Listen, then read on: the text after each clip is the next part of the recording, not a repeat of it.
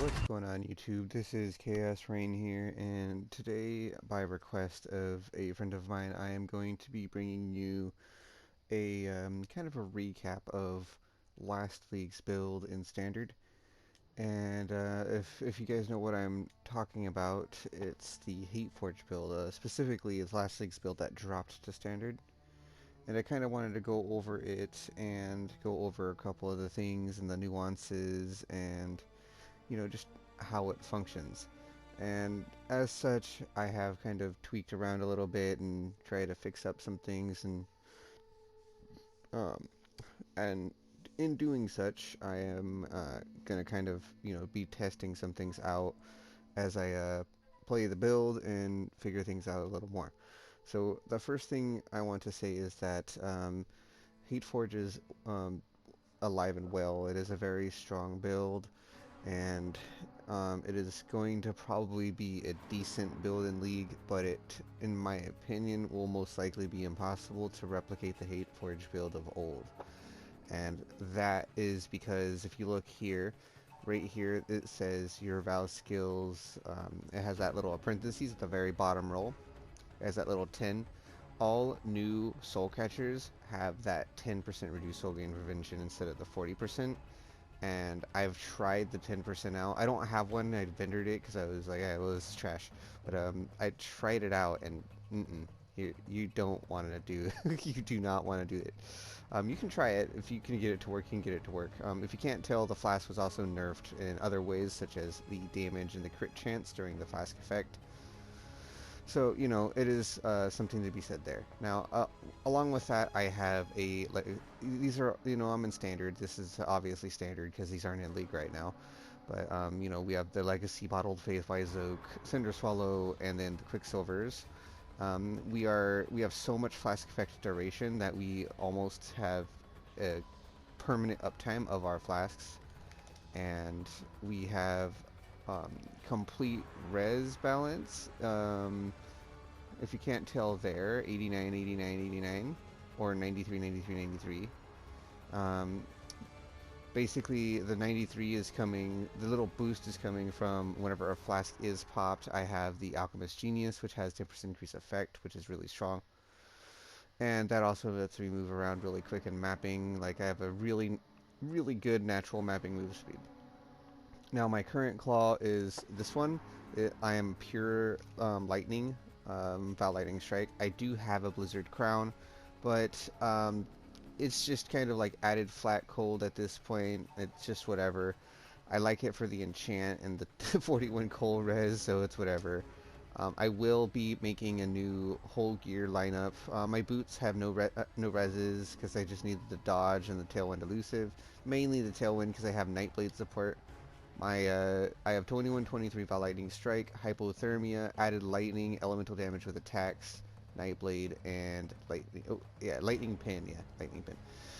And my armor is the Expedition's End. Now, I haven't done anything to test this yet, so I can't say if this is good or bad yet.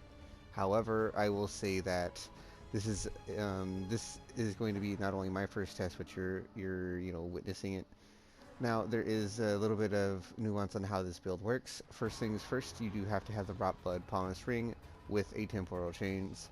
Now, I'm in Standard, so I own a 21-23, but you only need a level 1, and let me make sure my flasks are off. So I'm going to drop this here. Now, if you look, without my flasks up, I can't, like, spam my skill, right?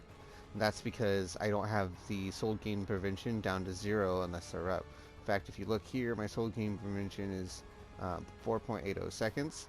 Now when I pop it, it goes from that to 0 seconds, and that is how you're able to spam your Val Lightning Strike, is with 0-second, soul gain prevention.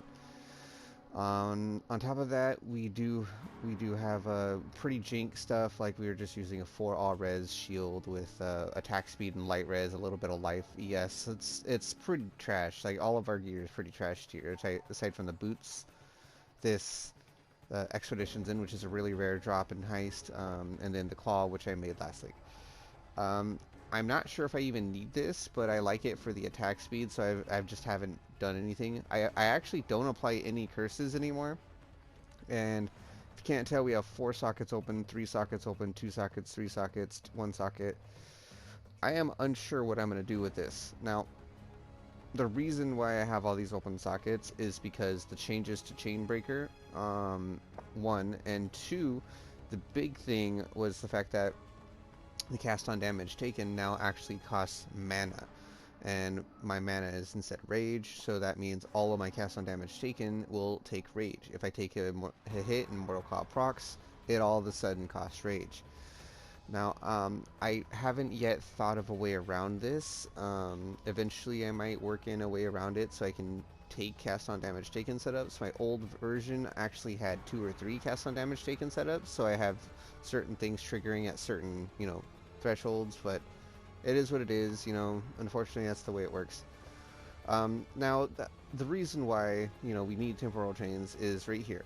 So we have Chains of Emancipation, it's corrupted with 6% max life, and pretty decent chaos and max life already on it. Now enemies hits inflict temp chains on me. When I lose temporal chains, I gain maximum rage. I'm immune to curses if I have at least 25 rage.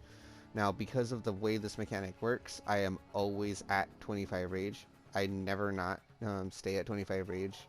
If you can't tell, I'm 50 50 50 50 50 50. Like, it's maybe a split second where it goes down to 24, but it's not long enough because obviously I'm able to spam my attacks. So I'm always curse immune. I'm not ailment immune anymore. Unfortunately, I can only remove ailments upon my flasks now. Now I do have a way around this as well. Eventually, what I'm going to do is in my tree, I'm going to take these nodes for the freeze, just so I'm permanently ailment immune, and this will give me 5 all res, 10 all res, and then what I'm thinking of doing is taking this to also become immune to shock. Now this is a little bit of an investment and may take time. Currently my Wrath is a crit chance Wrath and lightning convert Wrath, so the convert is absolutely useless for this build, but I have it anyway. And then we have the reduce skill effect duration, debuffs expire faster, and then yeah, that's pretty much what our tree looks like. Now our life is 2800. We are at a 3% physical damage, 17% chance to evade, and when the flasks are up, 58% dodge, and this is without Nightblade and Elusive, so we go up to like 68, I think, or 60 something, and it's a pretty good dodge chance. On top of it, we do have life gain on hit, and we hit a lot of times, so we're pretty solid. We have a lot of, basically a whole lot of mitigation. Now, I do have a secondary setup for this where I don't have the Cinder Swallow, the movement speed, or the Bottled Faith. And in this video, just so you guys can kind of see what it looks like, come on, there we go. I will show you what it is. So this is a more utility setup, and the reason I have this setup like it is because you have to use one of each if you're going to be using the this flask here. Now this flask gives you 10% reduced damage taken from the H element, that's the lowest. Now if I pop these, if you look at my resistances, they're still capped, and that means all of I take 10% reduce of all elemental damage, and then I also take 20% less cold, 20% less fire, and 20% less lightning and fire. And then when I pop a flask, I remove the shock that's immediately applied to me, and this gives me more shock effect. So if I pop my flask, I'm gonna be relatively slow, moving around. When I get elusive, I might be a little bit faster, but I have to kind of do it this way if I'm gonna do it this way. Without further ado, let's go ahead and showcase real quick what the damage looks like versus Viratania. I actually have an offer, huh? Yeah, no. Alright, cool. So, one thing I will say is when you're doing it this way, you do not have movement speed flask on, so just be aware that, you gotta kind of figure that out yourself, what you want to do. Now what you can do is you can actually make it so you're not elemental resistance, elemental, equal on the res, and make sure your lightning res is the best, in which case that's still fine. So your lightning res would be the best, but you wouldn't take 30% reduced lightning. You'd take 20% reduced as for the flask effect, and the rest just depends on what you want to do. Now, the reason I chose each of these flasks is pretty much this one removes freezing almost completely when you pop it, or at least gives you a higher chance to avoid it. And then the fizz taken as cold when you have all that cold res, and then it's reduced by 20% and 10%. It ends up adding up a whole lot that you just basically don't take 20% of your damage essentially when you do take it, because I am very elusive. And the Dying Sun is pretty self-explanatory. The skills fire two additional projectiles means your clear's a little solid, little stronger. So, but you know, you don't really care too much. So what we're gonna do is we're just gonna show you what it looks like with this setup. So I have speed. Now this is one downside is you kind of have to run around for a second until you hit the 25 rage point, and then you can just start killing everything. Now, at startup maps, especially juiced maps, this could be a problem. So just be aware of that.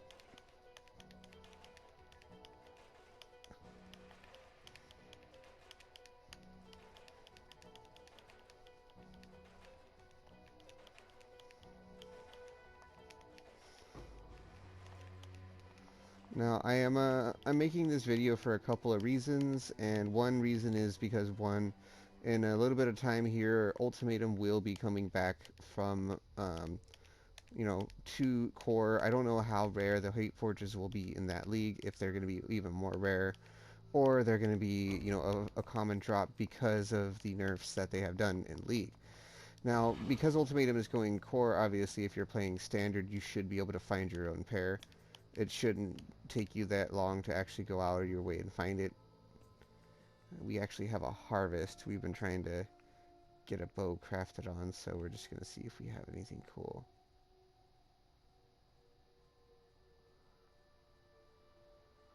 I don't know what that is, but it's cool. Alright, let's see. Exchange fossils. Alright.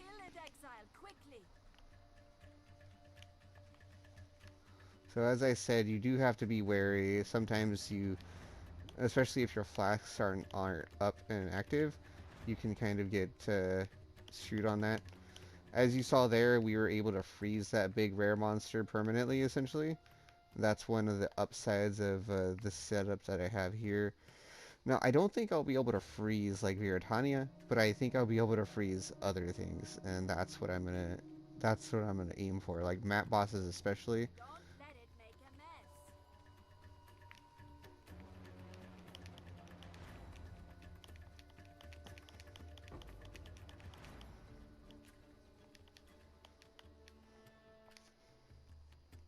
Randomize Atlas influence of armor. We take those. Reforge crit. Ooh, okay. I know I have a cool jewel I just found for this. Here we go. Yeah, that's a big no. Okay. Alright, we have exchange bestiary orbs. Yeah, we're gonna go ahead and do that. Now, as I said, like, this is essentially I don't know if I said this, but I've said this to other people. This is a face roll build. Oop. Except for those crabs. Those crabs are very, very beefy. They hurt. They hurt a lot. But, you don't have a lot of base evasion anymore because of the defense nerfs. So unless you take an armor with defensive layers such as replica fur or something like that, you gotta kind of be wary of, you know, you're going to get one tapped if you're not careful. Unfortunately for me, I got one tapped right there. I don't have an amazing chance to crit, so even though I do a pretty decent chunk of damage to them, I don't crit them very often with this current setup. So that leaves me kind of at an impasse of what I'm gonna do.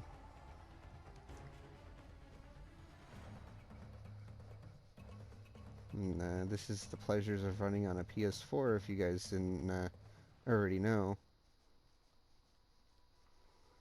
You have 45-second map waiting times. Let's go ahead and wait for our rage, and then bam. Now we can just start running through and doing crazy stuff. Now that vine snare thing, it's obnoxious. If you see an enemy with vine snare, if you can focus it down, it will be very helpful for you in the long run. Now I will say I don't have onslaught on anymore because I don't have my cinder swallow, but I do have a lot of damage with this setup, so it's fine.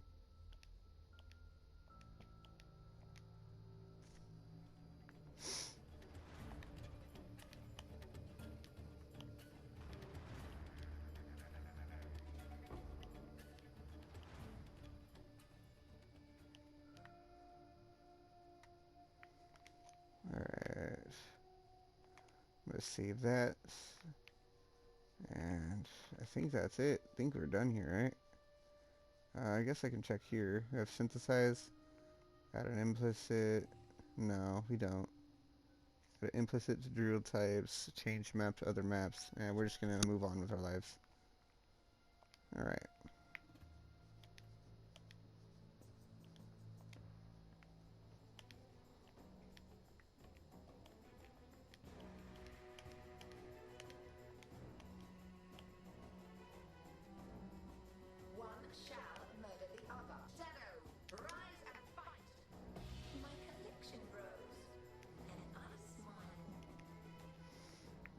Alright, hold on. Let me pop a portal here.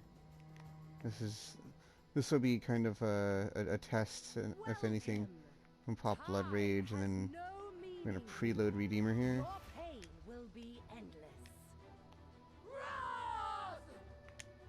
Whee! And yeah, that's pretty much all you do with this build. You drop a million PLS and you're running in a circle, and congratulations, you're playing the build right.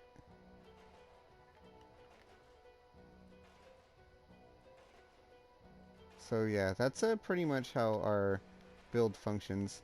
Now, if you take off your Vinktar's Flask and run the Onslaught, you actually have a lot more movement speed and attack speed and action speed, I believe. Oh, I can't. Oops. Let's wait for my Pathfinder Ascendancy. And then, of course, if I do that, put that there, I don't have to worry about Dying Sun or the extra projectiles. The extra projectiles are cool, but normally this is my normal setup. Just kind of depends on my mood. You can rotate them in and out just however you want to, so just keep that in mind. If you want the added flat damage, I actually have, like I said, this is a legacy, so I have this one. I believe the new one is 10% lightning pin, which is still really solid, but my current damage reduction without this is not very high, so I like having these on usually if I'm doing a boss. But yeah, if we go around, you can see we're just a little bit faster because we have permanent onslaught. And yeah, this is basically what you do.